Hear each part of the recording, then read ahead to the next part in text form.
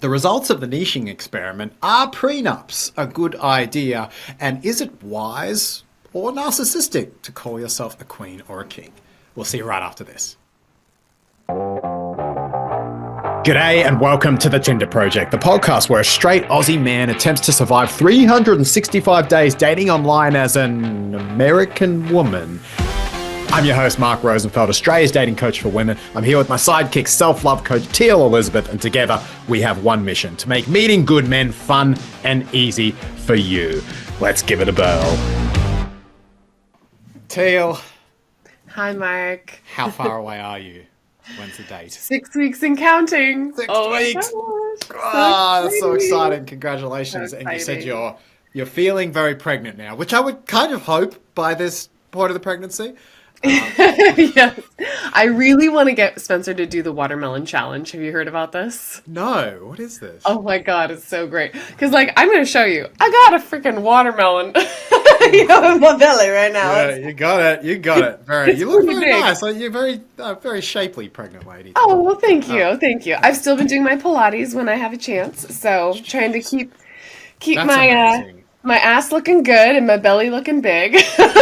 I mean, poor Sam was so knocked around. She was so good. She fought through horrible. I mean, I remember going on walks with her and she was vomiting. That's how bad her what's it called, morning sickness in the first 20 weeks was. Hers went 20 weeks.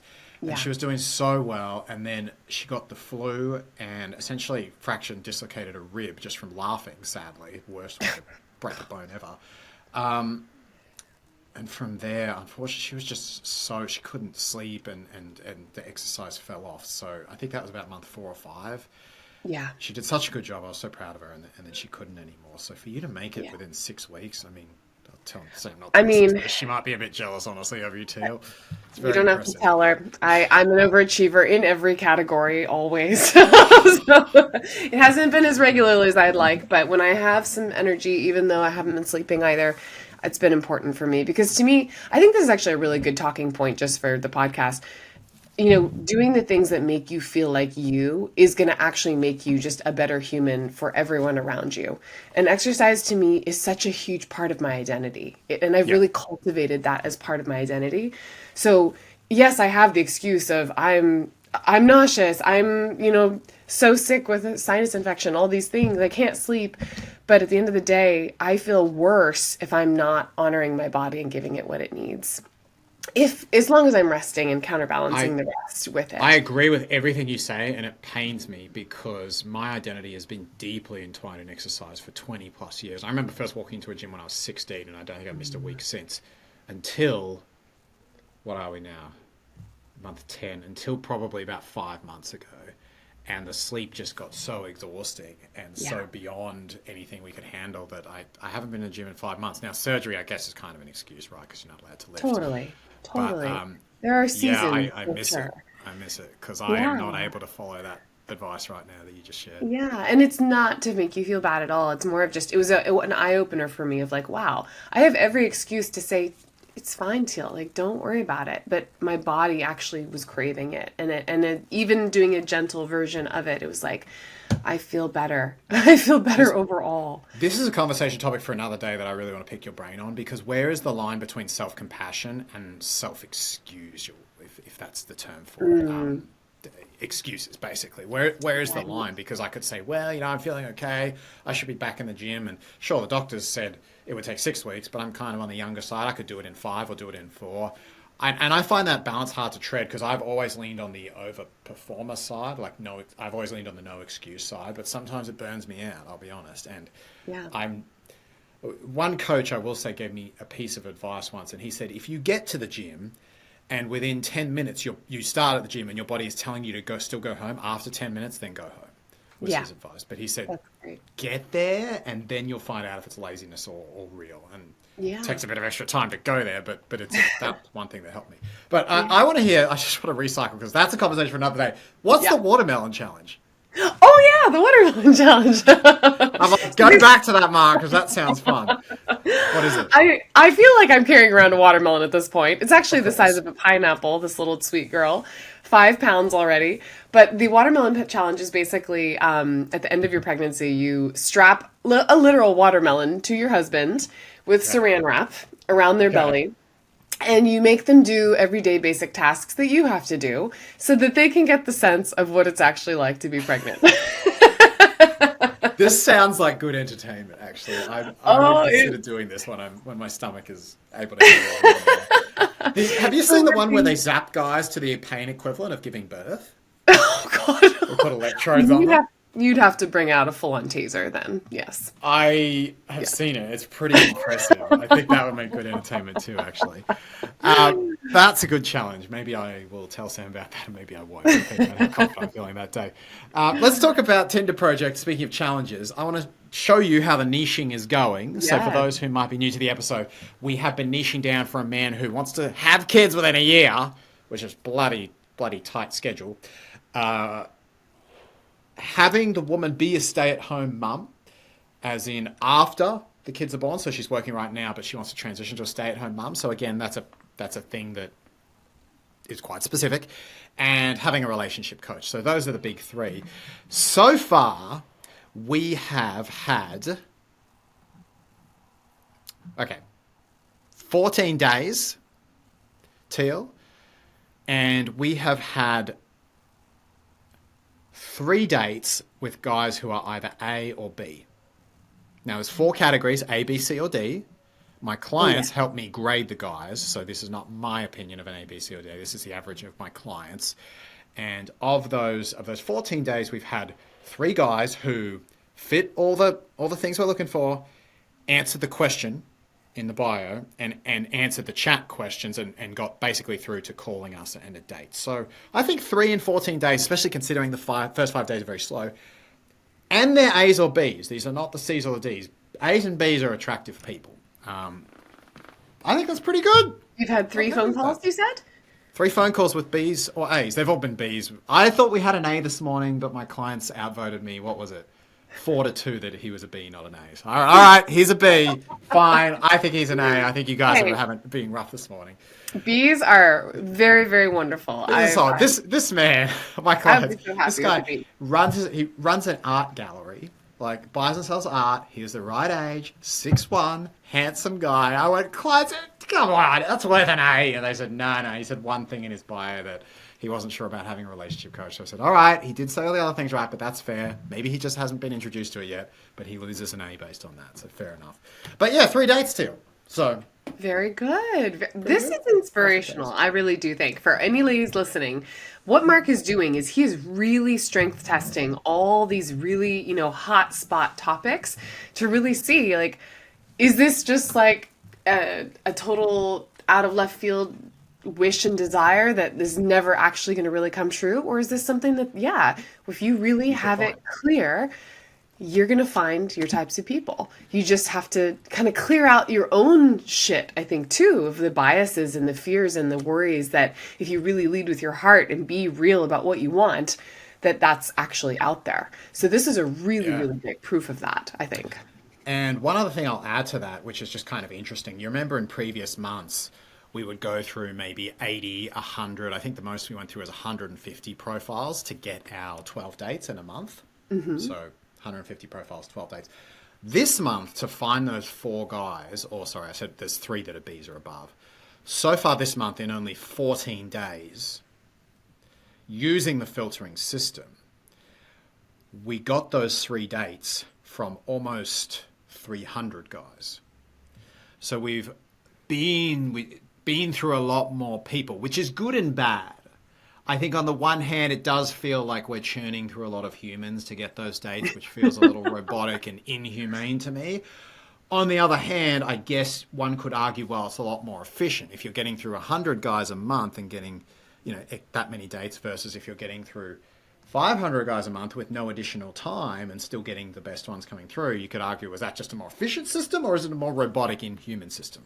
I don't know. I don't know how I feel about it at this stage, but I am enjoying the difference with it. And I will say, in addition to those 3 dates and obviously other guys we've had, there are lots of guys who say, hey, I love your profile. It's very direct. When I say lots, I'm not talking hundreds, but there's a significantly noticeable number of guys that say, wow, that profile's really cool. You're really specific. You're really direct. I love it. I haven't read anything like that. I even had one guy say, look, your profile isn't for me, but kudos to you for being so specific. Like, that is a very clear type of guy you're looking for, and I can see that you're going to get that because you were so refined the way you presented it. He complimented it even though he wasn't him. I went, huh, that's awesome. That's really cool.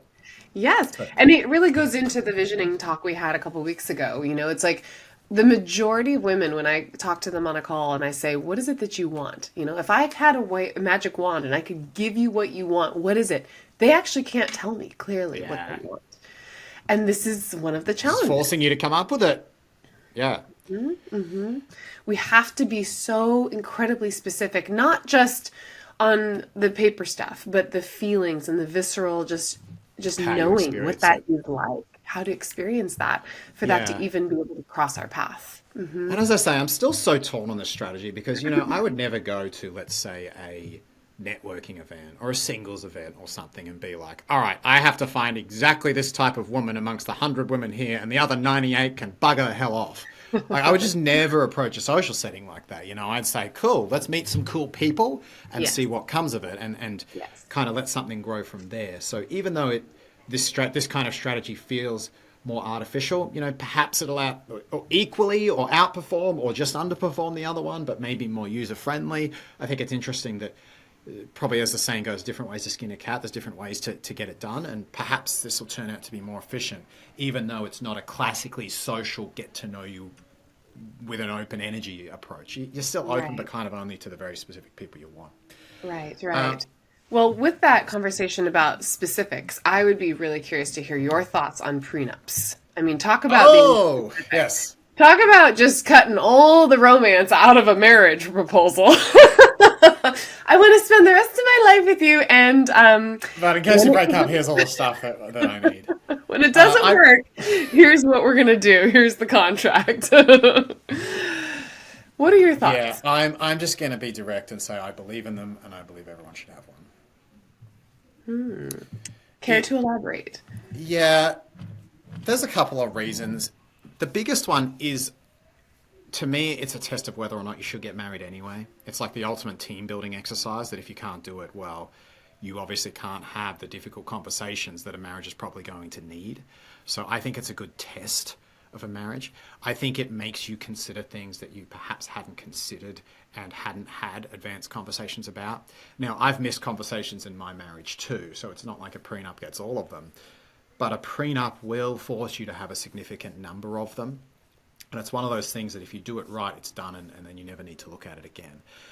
But I am of the opinion that if a couple can't do it, if it's really that hard for them to do, then how are they going to have the much more difficult conversations further down the line? So I think it's kind of a good warm-up exercise to marriage. It's a little bit like pre-marriage counseling in a sense. And I'll be honest here, I don't know if this is a little bit of the skeptic in me or something, but the truth is sometimes people can change in unpredictable ways. I mean, we had that long chat about monogamy, and someone could, for example, come down with a very serious and unexpected mental illness, and obviously you can support them through that, but if they start doing things that are destructive to you or your children or another loved one, then you need to make some difficult decisions about that, and sometimes it's hard to predict the ways people change. So I don't think it's negatively predicting the future. I think it's, like I said in that episode where, you know, I almost talked about my story of having my surgery recently and almost passing away. I knew I had to think positively to get my mind through the surgery, but that didn't mean I wrote my passwords down in case something bad happened. So for me, it's you can never know what life is going to throw at you. Hedge your bets. It's a document you'll likely never need, but if you can have those conversations together, good on you. Go get married. You've done the hard work, and now you can enjoy the honeymoon and the bliss, and you don't have to think about any of that. So yeah, I'm all for it. I know there's an expense there to it. But I just think it clears out so many of those conversations up front and helps you just clear the air with everything in the future. I think it's worth it. Yeah. Yeah. It's a really interesting perspective that you have on it. For me, I'm like a yes and no. Can I be a yes and no person on this? Get on me, Teal. Gee whiz. Okay. That's a Libra in me. I can't make You can't blame it on your star sign. Stop that. I blame a lot on myself. Oh, because what if Spencer said came to you is like, oh, Teal, I might have made out with another woman tonight, but that's the Scorpio in me, babe. That's the Scorpio. What can I say? I'm kind of wild. It's what you love about me. Come on. Anyway, no. No. Why yes and why no? Well, I actually really like that perspective. I never thought about that perspective of like leaning into those hard conversations and kind of as a litmus test of, do you have what it takes to be married? That's a really, really great mindset for it. I think some of it may be determined based on what you're both coming into it with as well. Like Yeah, if someone, of course, yeah. if If you someone have comes vastly in, different net worths, for example. if you guys have vastly different net worths, then yes, that makes a little bit more sense to say, hey, you know what? We're not on equal starting grounds here financially, so it does feel a little unfair that I have to give you half of my wealth if this doesn't work out. So in that kind of regard, I think that would make sense. But for people that are on kind of equal net worths coming into a marriage, when you are looking at this as a teamwork and a partnership that you're building together, it does make sense that if it weren't to work out, that you guys would both be able to mutually benefit, equally from whatever you've poured into it and built into it, versus kind of setting those parameters outside of that ahead of time. I also think, one thing I've seen happen with a girlfriend of mine who's now going through a divorce is that it kind of sets up this like tit for tat.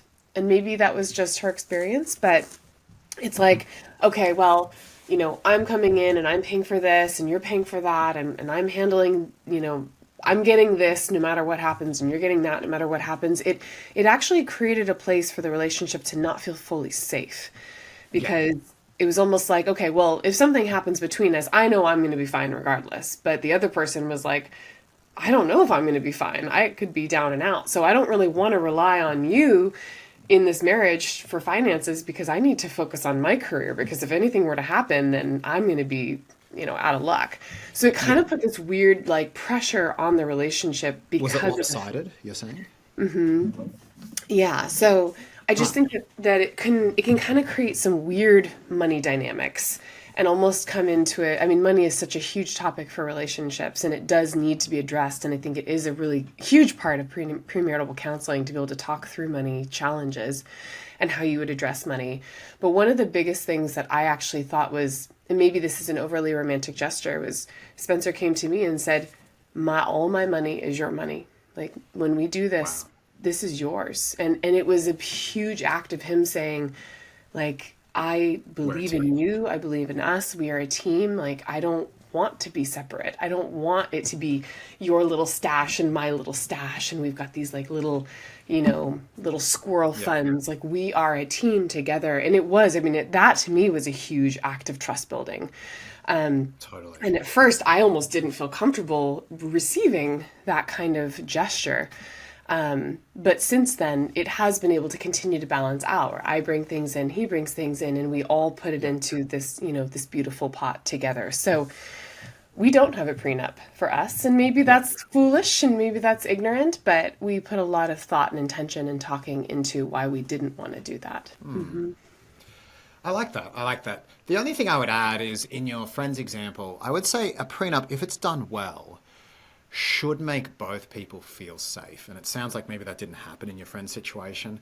In a scenario where, for example, even in a different net worth scenario, let's say a woman's coming in with significantly less net worth than a man, it's important for her to know if she gives 15 to 20 years of her life to raise his children where she isn't earning, he can't, or he shouldn't, I would say she shouldn't agree to a prenup where he just keeps what is his. She should get something to compensate for the 15 years that she hasn't been earning. So I think a good prenup protects both people, where you can say, look, we just don't know the future. Unfortunately, shit happens, life happens. And in not knowing it, if the worst were to happen, again, like me writing down my passwords, if the worst was to happen, we're both protected. We can both feel a level of safety. But I appreciate your perspective a lot on that you went, okay, I got this guy, he's all in, he's here. Yeah, maybe it's the slight more skeptic in me that says, oh, we just don't know what life will bring. But I do say that, and I'd say this to any woman, remember, a prenup is also to protect you. So if you are thinking, I want to be a stay-at-home wife, well, make sure that you negotiate for what you might need after that. Because if you don't, and then he decides, fuck it, I'll cheat on her because it's been 20 years now, you might be, you might be the one that's left out of it with nothing protecting you. So Yeah, obviously it depends on absolutely. the laws, local laws and stuff. But Yeah. I'd rather And just I, know in advance and just be like, yep, these are the consequences if we break up. And one right. last thing on this I'll say is like, I know now like a lot of those consequences, so I don't want to go through them. It kind of forced me to confront the consequences. And be like, oh, this is everything we have to lose if we break up. So it's kind of Yeah. like, because of that, let's not break up. So Yeah. kind of helped us, but maybe it's not for everyone. Yeah. No, I think overall you've swayed me in the direction more towards prenups in general. I think for the majority of people that are entering into a marriage contract, that's what it is. There do need to be set boundaries and lines. I think what Spencer and I have is a very, very special, unique, special snowflake relationship that I'm sure everybody feels when they get married. Let's be honest. We know that there are many hundreds of thousands of relationships out there that are going absolutely amazing. They don't have a prenup. They're going great. You just don't want to be in that small You percentage don't. where you regret it 20 years later. So I that's agree. kind of my So I would encourage people that that's probably the best thing to do. Yes, absolutely. So Tia, let's move on to our topic for the day. Calling yourself a queen, a king, a god, a goddess, an empress. I'm trying to think of another verb for that, but I've run out now. Let's go with king and queen. Do you believe overall that this is a good trend, that it gives people confidence, that it helps them kind of set their boundaries, that it garners them respect? Or is it devilishly narcissistic and we all need to stop putting ourselves on absurd pedestals? I love this. I'm so glad we carried this over from the last conversation because it's such an important one. And the funny thing is, I don't really see a lot of men walking around calling themselves kings, or referring to their bros like, "Hey, king, how's it going, king?" What is that? So why? I agree you see it more often in women, but I do see kings groups and male empowerment groups with a little bit of that. But why is that to you? True. It's more of a woman thing. It's definitely become, I've almost like feel like a fad lately of just, "Hey, queen," this idea and this mentality of, yeah, I am the prize, I am the goddess, you need to worship me. And Is that healthy? it's such a tricky slope. It is, because who doesn't want to be worshipped like a goddess that they are, right? Yes, 100%. Right, but we all I fart. How do we kind of So bring that in? here's the distinction I would take with it. That we don't want to be broadcasting that out with, like, I call it the masculine confidence versus feminine confidence. We don't want to be broadcasting it out with masculine confidence of a, "Look at me, I'm so amazing, I'm a queen, I'm this and that, you need to worship me," almost from an ego-based place. But we want to internalize it from a feminine, intuitive place. Because that to me represents more of a feminine confidence, which is just a very internal, exuding out in our presence kind of energy, where you don't need to say anything, you don't need to prove anything, you just are it, you just be it. And people feel that and they respect that for what that is. When it comes through from more of that flashy outward external place, it comes off very obnoxious and kind of off-putting in my eyes. So I think there is a place for it. It's just about how we use the concept. Yeah, I like that a lot. Do you agree that it's similar to that saying where if you have to tell someone you're the thing, you're not the thing? Ah, yes. Yes. I Yeah. would agree with that, because it's coming from almost a place more of insecurity than it is an actual knowing and being. Right. If I have What to do go you- around telling people I'm the king, I'm the king, I'm the king, I'm probably insecure that I'm not the king. Yeah. Right. Yeah. What are your I thoughts on agree.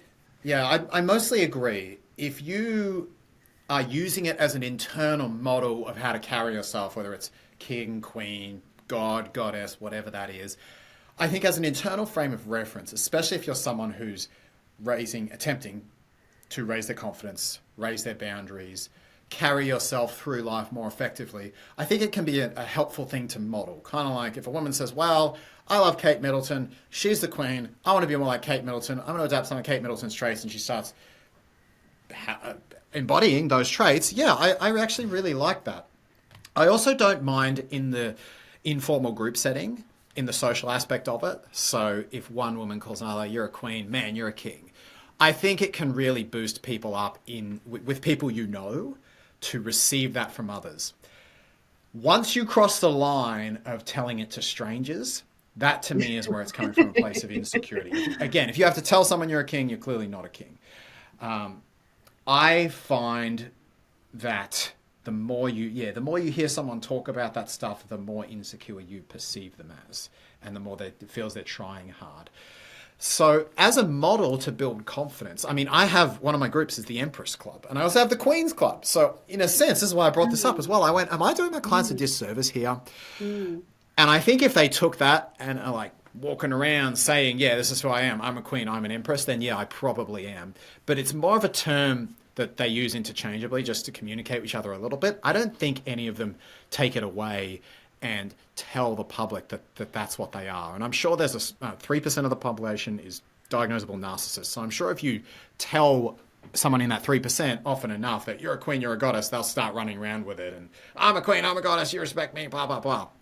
But I think for the 97% of the population who don't do that, it is a helpful term to model yourself on, and maybe to have one or two of your friends refer to you as, just to help you set standards and boundaries. Just don't let it go to your head. Don't be egotistical with it. Yes. And I think if you can avoid those two things, yes, I'm about it. Yes, because the words themselves, like you're referring to, they are charged with connotation, and they're charged with really beautiful connotations. Yeah. Hopefully they haven't been ruined yet. And so if you can really articulate and determine, what does that represent to me? What does it mean for me to step into being this goddess or this queen or this priestess? Then that is what helps you to then embody those qualities more. And it helps to have a character to think of. Mm-hmm. So Teal, what 3 characteristics or traits, when I say the word queen, or you could use goddess, you can pick your favorite. If we say queen or goddess, you pick your favorite. What 3 characteristics do you model yourself on when you think of yourself in that way, using that terminology? Well, I think this is something I share with women when I'm talking to them on calls, actually, is this picture that I took when I first started Relax Into Love, that to me just represents the goddess. Ah. And so for those listening, Teal, can you give a bit of a description of this lady in the photo? It's a picture of me basking in the sunlight. That's you! Oh, sorry, the screen's a bit blurry. I could not tell that was you. Oh, yeah, that's me. Wow, that's you! Man, you look stunning. Amazing. Thank you. This was 7 years ago, actually.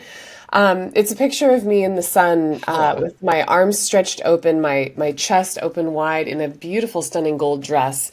And I'm just literally, my eyes are closed and I'm just soaking in the golden light of the sun. And it's just a very radiant, open picture. And to me, when I think, for me, the word goddess really represents the way I like to show up. And to me, the goddess is exactly that. It's this glow from the inside out. It's a very open-hearted, expansive radiance that is so energetically felt. In this picture, I'm just seeing myself like I'm not doing anything. My eyes aren't even open. I'm not looking at the camera trying to get a reaction. I am just being witnessed in my essence, in the beauty of basking in the sun. In your beautiful teal aura. That to me represents the goddess. And what I love to emulate, and what I love to help women to step into emulating within themselves. Yeah.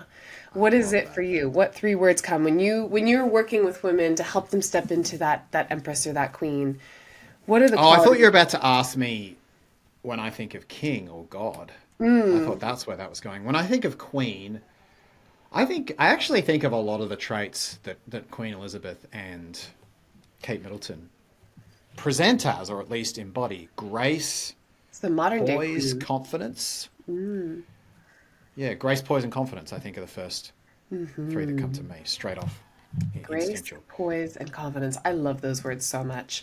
And it's so, if you could really take those words and apply those to every area of your life, just imagine how much could shift if you brought more grace, poise, and confidence into every work interaction, every interaction at the grocery store, every interaction with every man in your life, your friends, your family. Just imagine what would shift with those, even just those 3 words. grace, poise, and confidence. And then when I think of king, the first things that come to me, I would say power in a good way, powerful actually, courage and strength. First three that hit me straight off the bat. If I'm showing up powerfully, if I'm showing up courageously, and if I'm showing up with strength. And that's not strength lifting something, that's more the strength to not run away from the difficult emotions and parts of life that scare me, which I guess feeds into courageousness as well. That's my picture when I think king. If I can show up that way, that makes me feel powerful just thinking about it. Yeah. Which I guess is the bonus of using the word. Yeah. And it's interesting too for my relationship, as I've embodied these qualities and as I've internalized this more, as I've gotten more confident with this terminology, like I will say it to Spencer, like, well, yes, because I'm a goddess. That's just who I am, And I don't say it from an egotistical place, but I do own it as like, yes, like you're witnessing a very special person. and he appreciates it. Because you're not saying it from a place of ego where I don't have any flaws. And Spencer knows all your flaws, left, right, and center. He's seen you at your worst. Oh, yeah. So for you to be able to say that, it comes from a much more well-rounded place than if someone on a dating app is like, you will respect me, I'm a queen. Right. Get the F out of here. Right. Stop that immediately. But if you respect yourself by walking away, not by demanding I respect you because you're a queen. Yes. But if you can use it in the right moments and coming from the right essence, it's actually a very magnetic, alluring thing, and it does command a lot of respect. So attractive. It's a reminder of like, hey, remember who you're in the presence of right now. You better watch yourself. Yeah, and I always say soft words, hard actions. And what you just described there was an example of soft words. You shared that there are standards here, but you didn't. You will follow my standards. The words weren't hard. The words were soft, but a queen will back her words with actions. So she doesn't need hard words because her actions will do the talking. Yes. Often the louder people speak, the more insecure they are that they can't actually back up their words with actions. A mafia boss ain't going to yell at you. He's just going to be like, okay, man, if that's what you want. Off with his head. Yeah, I'll just cut your head off and we'll be done with it. Man. You're like, oh, fuck, I got to take this guy seriously. Oh, man. So I love the way you demonstrated that because it shows the confidence you have in your actions to act like a queen, which is why you don't need to come out guns blazing and tell everyone you're a queen. Yes, I love that you brought up that distinction. And that goes into that masculine confidence versus feminine confidence, the embodied versus the egotistical outward portrayal. And it is so powerful. And this is something I really love seeing women strengthen and work on because it is a weak point, I think. It's really, really difficult. When you want someone to just respect you, you're like, you got to respect me. Look at me, hear me. You need to respect me. But that's not how people respect you. Nah. Like you said. It's based on how you actually feel inside. And are you going to do the hard things? Are you going to have the courage? Are you going to have the boldness to walk away or stay with what you said and hold your own boundaries when you threaten something and make sure that you're actually honoring yourself. And when you honor yourself, then other people honor and respect you naturally. 100% agree. And I have one more question for you on this. You referred to feminine, masculine confidence. In that paradigm, is the masculine confidence you are describing a quote-unquote bad thing, or is it just inappropriate for the women you work with, but maybe it's good for men, for example? Yeah, I'm glad that you make that distinction because you're right. It's not something like men being confident is a bad thing, and it's not that all men need to be this like loud, obnoxious person, and that's their masculine confidence. I was going to say, because that's not what you're implying masculine confidence. That's more like insecure arrogance. Right. So maybe there needs to be a better clarification for it. I just think of it more as like, in that reference, it's Bravado. more masculine is the bravado, the outward, external, and the feminine is the internal, more body-centered. Centered, action-based confidence. Yeah. Right. I don't have a terminology for that, but I would imagine there's also even... heart. Sorry, say that again for me. I think it's more ego versus heart. Ego versus heart. Okay. Ego confidence versus heart confidence. As a man, we need to make that differentiation as well, because it's not like our goal is ego confidence. There's also a heart and present confidence that a man can have, which may look different to a woman's, but it's not necessarily ego.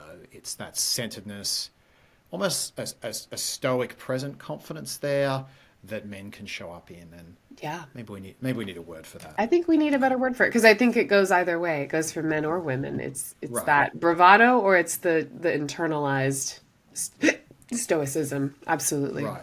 And there's certainly there is a time and place for bravado. You know, men fight, and that has been part of our biology is men tend to fight each other. But in a lot of cases, the more bravado there is, the actual less confident, as we've been saying, someone actually is. And usually the best fighters, the biggest warriors, they are quiet 95% of the time. You don't see the MMA fighter starting fights in the bar.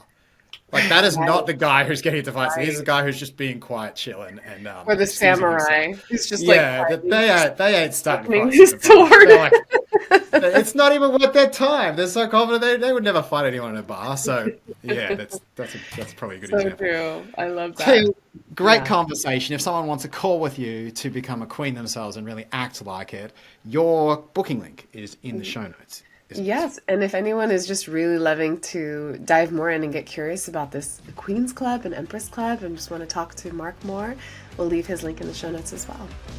Guys, thank you so much for joining us. Give us a 5-star review if you've enjoyed the episode, and we will see you next week on the To Prenup.